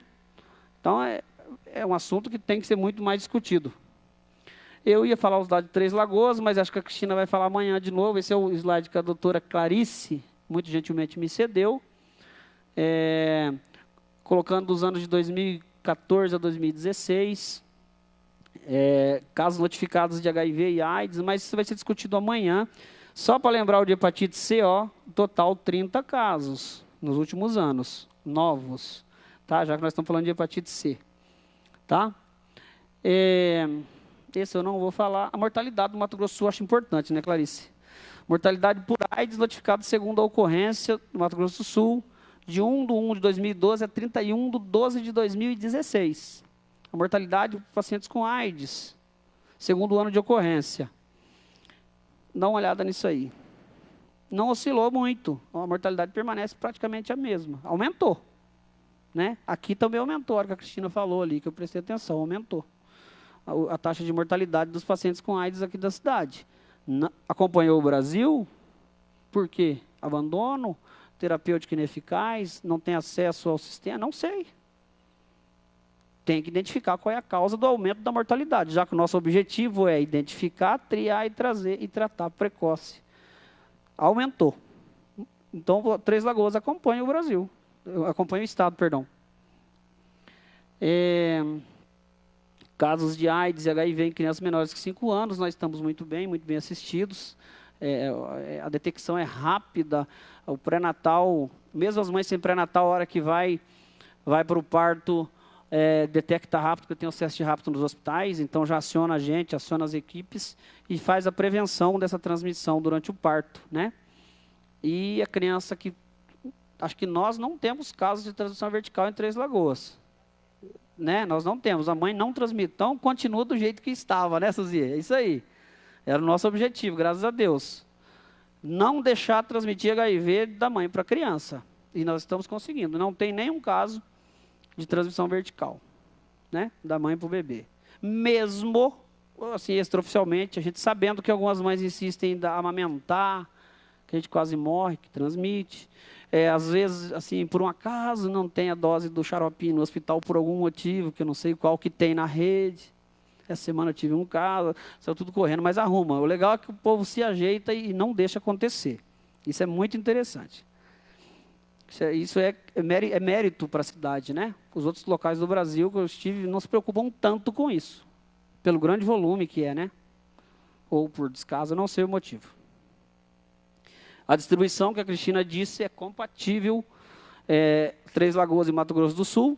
A idade, a distribuição do HIV, dos casos de AIDS por idade, então é de 13 a 69 anos, né? A grande maioria das pessoas com predomínio do sexo masculino no estado do Mato Grosso do Sul. Então, os homens têm mais HIV no Mato Grosso do Sul do que as mulheres. Certo? Homens, eu digo sexo masculino. Tá? Esse aqui está em branco, não sei porquê. Obrigado, foi um privilégio. Responder. Sim?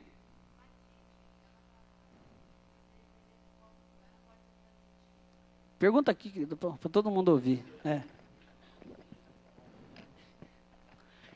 A hepatite, ela pode ser transmitida de que forma? Só sexual ou com a base? Porque, tipo assim, eu já peguei hepatite quando era criança. E minha avó, ela separava garfo, prato, essas coisas, porque ela falou que transmitia na época. Isso é verdade? Olha, avó. Então, como que é o teu nome? Yasmin. Yasmin. A sua avó estava certa. Essas transmissões, essas hepatites que se cura com chá de picão, que o povo fala, não é proibido dar o chá de picão para a criança, para quem tiver amarelo, não vai morrer pelo chá de picão, garanto para você. Melhora a digestão do indivíduo, né? Geralmente a hepatite A, a transmissão oral fecal, né? A hepatite A, a sua avó está tão certa que ela separava o garfo, mandava lavar a mão direito, alguma coisa parecida com isso. Ela é transmitida pelo contato direto do vírus com a, né? Não, a hepatite A é especial, tá? A gente chama ela de autolimitada, ela vem e vai sozinha, a grande maioria dos casos. Agora, quando ela quer ser agressiva, é a hepatite mais grave que tem também, a hepatite A. Quando ela resolve fazer o que a gente chama de hepatite fulminante, e eu perdi um colega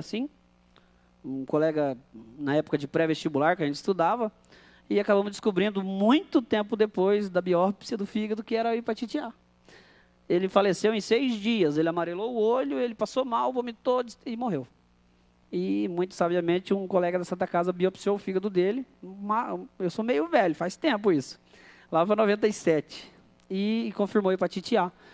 Tá? Mas 97 para 99, a grande maioria dos casos, ela se resolve sozinha. Tá? Essa é a transmissão. Mais alguma pergunta? Vamos lá. Olha lá o microfone. Fala ali, querida, no microfone. Isso. Qual que é o meio de transmissão da hepatite A? Oral fecal. Você transmite pela mão. Tá? Contato direto. Alimento sujo, contaminação de fezes, entendeu? A grande transmissão dela é essa. Tá? Oi? Quem perguntou? A B você pode escolher a forma. Sexo, sangue, tá? É parecida com HIV. O HIV, a transmissão da hepatite B, ela é a transmissão através de materiais que se utilizam em hospitais, tipo seringas, agulhas. Cuidado, vamos já alertar salão de beleza. Não sei se tem alguém aqui que é dono de salão de beleza. A transmissão de hepatites tem que ser investigada em salão de beleza, em consultórios odontológicos, em centros cirúrgicos. Por quê? Sangue contamina material. Aquele bendito daquele palito que eu nunca mais deixo alguém colocar na minha unha, de madeira, que dói demais, que vocês cutucam a unha para tirar a cutícula, às vezes pode ficar resquício de sangue. Material de manicure fica resquício de sangue. E nós sabemos que o vírus da hepatite B é extremamente resistente à esterilização. Então tem que ser uma esterilização muito bem feita e lhe garanto que em salão de beleza não se faz. Me desculpe. Não é uma lavagenzinha, é um negocinho que mata o vírus da hepatite B. Ele é resistente. Então tem que tomar muito cuidado com o salão de beleza, que se tem hoje uma tentativa, né, de legalizar isso. Tem muito salão que não tem a estrutura adequada. Tá? Então, a hepatite B, a transmissão é por tudo que você imaginar que tenha contato naquilo que eu mostrei de mucosa com sangue, por líquidos sexuais. Tá bom? E tem a teoria do leite materno, que eu não quero discutir agora, que isso é uma bomba. Pois não. Boa noite. Boa noite. Queria saber, doutor, uma pessoa que fez um tratamento para hepatite C, por quanto tempo ele tem que repetir o exame de controle, né, que é o PCR, qualitativo, quantitativo? Por quanto tempo ele tem que repetir? Por quantos anos? Para ter certeza que curou totalmente. Você viu que bonito? Gostei da pergunta. Provavelmente familiar da senhora, mas não precisa se expor, não. O tratamento da hepatite C, como tinha no slide ali, a gente coloca como critérios de cura quando ele tem a chamada resposta virológica sustentada. A senhora está querendo falar o controle pós-tratamento. É isso? Por quanto tempo ele tem que acompanhar após o tratamento? É isso? Eu acompanharia para sempre, se fosse eu. Mas a gente tem certeza hoje que se um tratamento bem feito, que tem resposta virológica sustentada acima de 6 meses, outros dizem até 2 anos, não precisa mais você ficar desesperado que o mesmo vírus vai voltar. Tá? Então, o tratamento da hepatite C ele é efetivo, você faz um controle 3 meses, 6 meses após o tratamento, e aí você pode ficar mais tranquilo. Eu tenho acompanhado os meus pacientes por 2 anos. Não pelo que está escrito nos protocolos do Ministério, mas pela desconfiança que eu tenho de alguns casos, pacientes que se recontaminaram, paciente que é hepatite C mais HIV, paciente diabético que a imunidade cai, levanta. Então, a gente acaba ficando um pouco com o olho mais aberto. Mas dá uma média de 6 meses pós-tratamento, já pode ficar bem tranquilo. Se não recidivou, 1 ano não recidivou, não tem carga viral detectada, que a senhora está querendo dizer, esse mesmo vírus, dessa hepatite, ele não volta mais. Tá bom? Olha que... Sim, pode perguntar, filha. Doutor, por biometria, corre o risco também de infeccionar? Pelo que, filha? Biometria. O dedinho? Isso. Não. Qual hepatite? Só se for hepatite A. Se você puser o dedinho lá e puser na boca, né, o corrimão do ônibus, onde você puser a sua mão e tiver um vírus A, ou sua boca, tiver um vírus A, pode contaminar você. Não estou dizendo que vai fazer doença. Tá certo? Vírus da hepatite A. Hepatite B, sexo, sangue e leite materno. Hepatite C, principalmente sangue. Tem mais gente? Tem mais um aqui que quer falar, eu acho.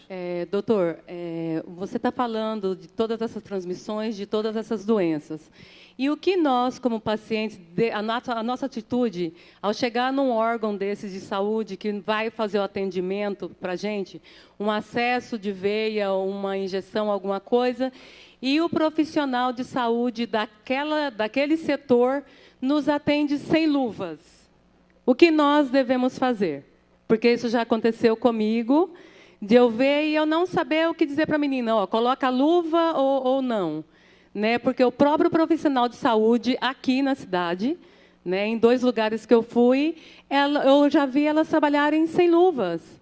Né? Então, assim, o senhor é um profissional, um médico, né, dizendo todos esses riscos que nós corremos de transmissão, e o profissional de saúde que nos atende, ele nos atende sem luva. Né, usando seringa, com acesso à veia, com acesso a todo esse tipo de risco de contaminação. Muito bem. Assunto polêmico, né? A senhora quer a minha opinião particular ou a minha opinião formal? A senhora quer saber o que a senhora poderia fazer? Se negue. Diga para a pessoa, você tem que pôr luva. É lei. A senhora diga assim, é lei. Filha ou amigo, mas né, na briga a gente não resolve nada, eu vou lhe contar por quê. Porque eu trabalho em infecção hospitalar hoje. Diuturnamente, todos os dias, 10 vezes por dia, eu vejo profissionais funcionando veia sem luva. Tá? Eu vejo coisas que a gente acaba não se expondo muito, senão gera muita contenda. Você não consegue trabalhar, se a gente quiser corrigir tudo ao mesmo tempo. Eu tenho uma teoria, e não fui eu quem criou, aprendi com alguns professores, de que tudo ao seu tempo. Obviamente tem coisa que é emergência. Né? Se aquela enfermeira belíssima, Aquelas 2 enfermeiras que descobriram lá, né, muito tempo atrás, antes da gente sonhar o que era infecção hospitalar, que lavando a mão, após o aluno de medicina mexer com o cadáver, ele reduziria a infecção no parto, só de lavar a mão. Se ela descobriu isso lá atrás, imagina hoje como nós deveríamos nos comportar. Reclame, é um direito da senhora. Fala, olha, você deveria usar luva. É lei usar luva, filha. Chama EPI. Protege você e me protege. Tá? Eu não sei com que grau de dificuldade que a senhora passou, mas a gente fez todos os dias. É uma dificuldade em todos os lugares. E eu culpo o fator bem individualizado, né? Cultural. É do bom senso, é de casa, educação, o bom senso vem de berço. E nós no Brasil, infelizmente, né, senhora, nós temos que evoluir muito com relação ao cuidado com os outros, cuidado com nós mesmos. Eu estou dizendo para a senhora que 95% das pessoas acreditam na prevenção usando camisinha, mas 40% não usa. Estava ali no slide. É difícil, é delicado, vai demorar muito tempo para alguém perceber que a transmissão de bactérias multiresistentes dentro de um hospital é pela mão, pelo estetoscópio do médico. Eu vou no paciente A, examino ele com o meu estetoscópio, vou para o B e ponho lá. Eu colonizei ele já com a bactéria que nem um antibiótico mata. É minha mão, né? É do profissional de saúde isso.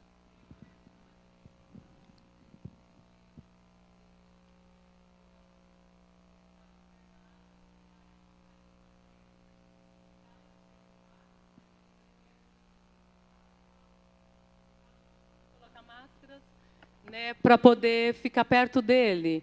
Né? Então, os profissionais tinham todo esse cuidado. Eu tive que ter esse cuidado pelo fato dele estar com bactéria.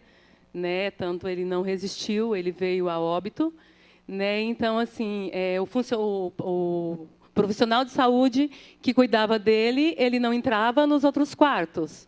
Né, porque ele cuidava do paciente com bactéria.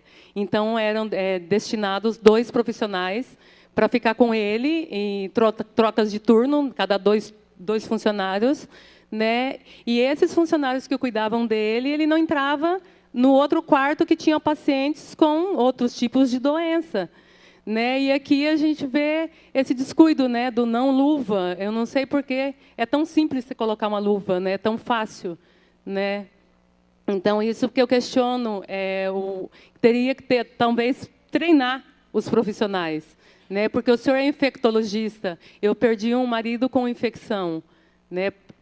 Eu garanto para a senhora que o treinamento existe. Pelo menos nos hospitais onde eu trabalho e na rede pública, eu, particularmente, já fiz vários treinamentos, estão aqui as pessoas de testemunha. O treinamento ele existe. Nos hospitais hoje, senhora, daqui, dessa cidade onde eu moro há 9 anos, eles fazem um negócio chamado integração, a hora que o funcionário entra. Se o funcionário não utiliza o EPI, se ele se recusa, se ele não está ligando para isso, eu vou, a senhora me desculpa, mas eu vou, é bem individualizado, culpa dele isso, porque eu passo por isso todos os dias. Eu não vejo o profissional de enfermagem, eu vejo o profissional médico fazer isso. Né? O auxiliar, o enfermeiro, o próprio familiar. Na UTI neonatal, é uma tragédia isso. É um assunto para outro momento, mas a senhora está certa. Está totalmente errado isso, e eu acho que tem que ser discutido e levado mesmo, só que tem que ser ao vivo na hora, porque eu acho que o trabalho de formiguinha, ele acaba funcionando. Né? Tá bom? Pessoal, infelizmente, pelo adiantado da hora, a gente vai precisar passar para o encerramento, mas as perguntas que vocês tiverem amanhã, a equipe vai estar aqui, vocês podem procurar a equipe para tirar essas dúvidas amanhã. Tudo bem? Uma salva de palmas, por favor.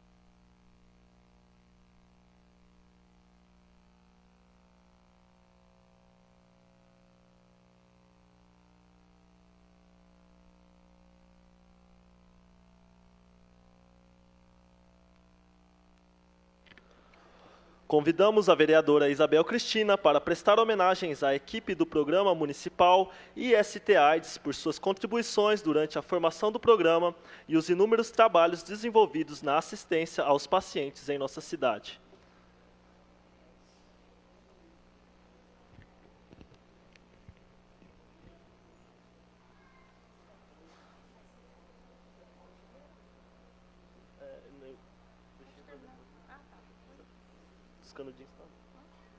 Para receber homenagem, são convidados Marilda Muniz,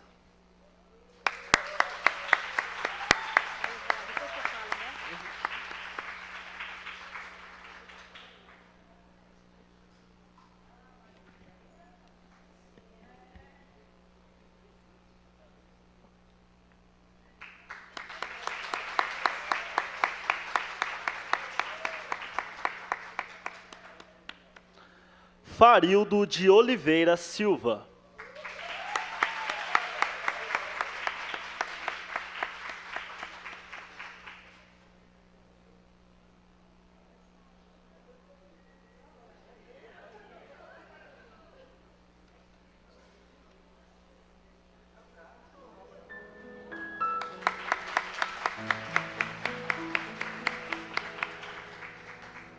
Maria Auxiliadora.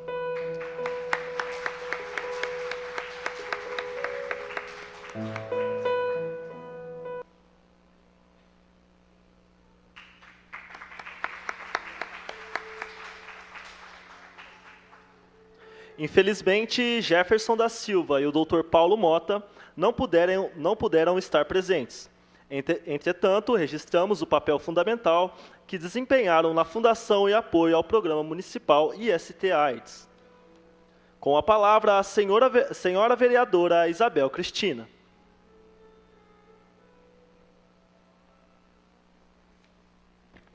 Em 1989, devido à grande procura de pessoas com diagnóstico de HIV/AIDS, surgiu o ambulatório de DST, na Avenida Eloy Chaves, no antigo prédio do INSS, com assistência do Dr. Paulo Rodrigues Mota e outros. Nesta época, a AIDS causava medo e impacto a todos, devido à desinformação e orientação. E não foi diferente às pessoas que estavam contaminadas em nossa cidade, que sofriam com a descoberta de medicamentos não existentes e a certeza de que viria a morrer, contribuía com a falta de estímulo para lutar pela vida. Em junho de 1995, o programa DST HIV/AIDS passou a funcionar no prédio do CEM, Centro de Especialidade Médica de Três Lagoas. Ele era mantido inicialmente pelo Banco Mundial de Londres, o que possibilitou adquirir materiais permanentes e o funcionamento do laboratório para um melhor atendimento ao público. Nesta época, os serviços oferecidos eram o COAS, Centro de Orientação e Apoio Sorológico. Atualmente é o CTA, Centro de Testagem e Aconselhamento. Em 95, iniciou-se os serviços do SAI, Serviço Ambulatorial Especializado, com o acompanhamento médico do Dr. Paulo Mota. Não tem como falar em AIDS em Três Lagoas sem mencionar o nome desse grande homem, Dr. Paulo Rodrigues Mota. Como eram gostosas as nossas visitas nas quintas-feiras. Eu, Verônica, Dr. Paulo Mota, o Jefferson, toda a equipe unida. Foi ele, que com ele começou tudo. Dentre estes nomes, que citamos, o Jefferson Costa, o Farildo, a Marilda, e uma pessoa que todos falam no seu nome. Você, Maria Auxiliadora. Você deixou saudade. Você fez a história. Você marcou a vida de todos os pacientes e de toda a equipe do Programa Municipal de IST-AIDS e Hepatites Virais. E o Dr. Paulo, ele não pôde estar presente, mas ele deixou uma contribuição que vale ser mencionada aqui nesta noite. A medicina, na época que começou o programa da ST, atualmente ST AIDS. Ele escreveu isso em 1965. Medicina. A minha medicina, ela é bem modesta. Ela é simplória, prática e muito honesta. Apoiada no amor e na fé mais pura. Ela supera o impossível na busca da cura. Caminho só em viagem segura, olhos abertos na rota escura. Som do terreno, a pista encoberta, o detalhe fiel da intuição que acerta. Emoções se sucedem em crescente alerta. Expectativa cruel da sorte incerta. De vida ou morte numa aventura. Solene então o momento da cura. Sublime alegria, encantadora festa, mistério insondável que a fé atesta. Essa era uma medicina idealista, tá? Foi quando começou o programa. E hoje, 2017, ele vê assim, a cada 15 minutos eu vejo um cliente com pedido de exames e medicado. É a medicina atual, a medicina do mercado, que visa mais o lucro do que o doente. O médico é um tecnocrata diplomado, que submete o seu sofrido paciente a exames nem sempre tão eficientes do poderoso maquinário sofisticado. Perdeu-se o vínculo corpo-mente, a divina intuição não se faz presente e o calor humano ficou congelado. A empatia, a virtude do passado, não é rotina na clínica negligente. E o médico, ele deixou de ser onipotente. Paulo Rodrigues Mota. Boa noite a todos.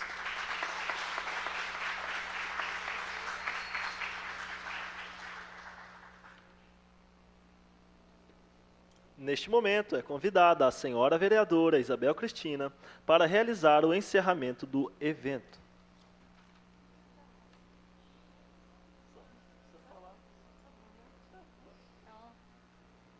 Eu quero agradecer a todos pela presença.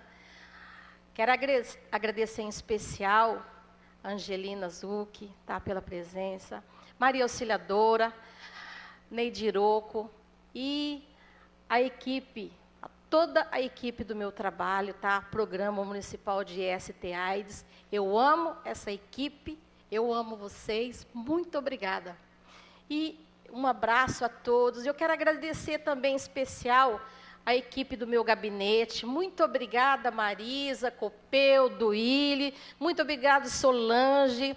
Muito obrigada a todos vocês. O Arnaldo. Olha, Arnaldo ficou até sem almoço.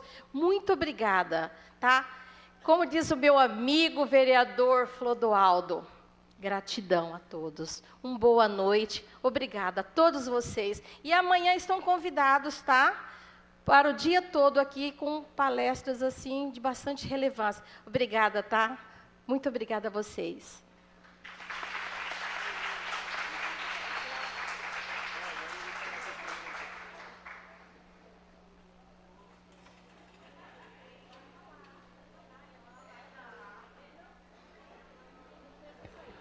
Gostaria de convidar os homenageados e os palestrantes para tirar uma foto, fazer a foto oficial do evento e avisar que no salão ao lado está sendo servido um coquetel.